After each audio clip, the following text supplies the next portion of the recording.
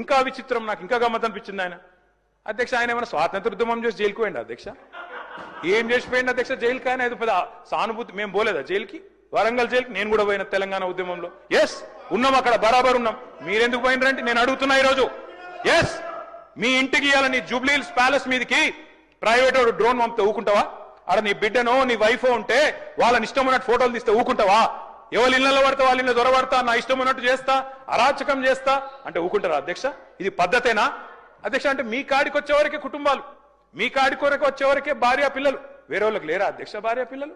మీరు ఆనాడు ఇష్టం ఉన్నట్టు మాట్లాడినప్పుడు, లేని రంకులు అంటగట్టినప్పుడు, ఇష్టం ఉన్న సంబంధాలు మాట్లాడినప్పుడు ఆ రోజు లేవా నీతులు? చివరికి మా ఇంట్లో పిల్లల్ని కూడా తిట్టింది మీరు కాదా? ఆనాడు మా ఇంట్లో చిన్న చిన్న పిల్లల్ని పట్టుకొని, మైనర్ పిల్లల్ని పట్టుకొని బూతులు మాట్లాడింది మీరు కాదా? మీరేదో పెద్ద సానుభూతి కోసం మాట్లాడితే ఏం పని చేసిపోయినా మీరు జైలు. అయినా నేను అడుగుతున్నా ముఖ్యమంత్రి గారు, నేను అడుగుతున్నా అధ్యక్ష, జైలుకి ఎవరు పంపుతారు అధ్యక్ష? ప్రభుత్వాలు పంపుతాయా? కోర్టులు పంపుతాయి. కోర్టులో మీరు ఛాలెంజ్ చేసినారు, నన్ను రిమాండ్కి పంపొద్దు అని మీ లాయర్లు అడిగినారు. కోర్టు కాదు మీరు జైలుకే పోవాలని చెప్పింది. మేమేం చేస్తాం దానికి?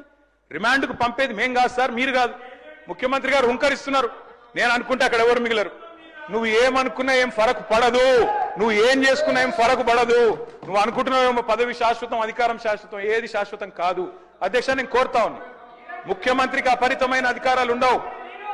ముఖ్యమంత్రికి అపరిమితమైన అధికారాలు ఉండవు. ఎవరిని పడితే వారిని జైలుకు పంపే అధికారం ఉండదు, కోర్టులకు ఉంటది.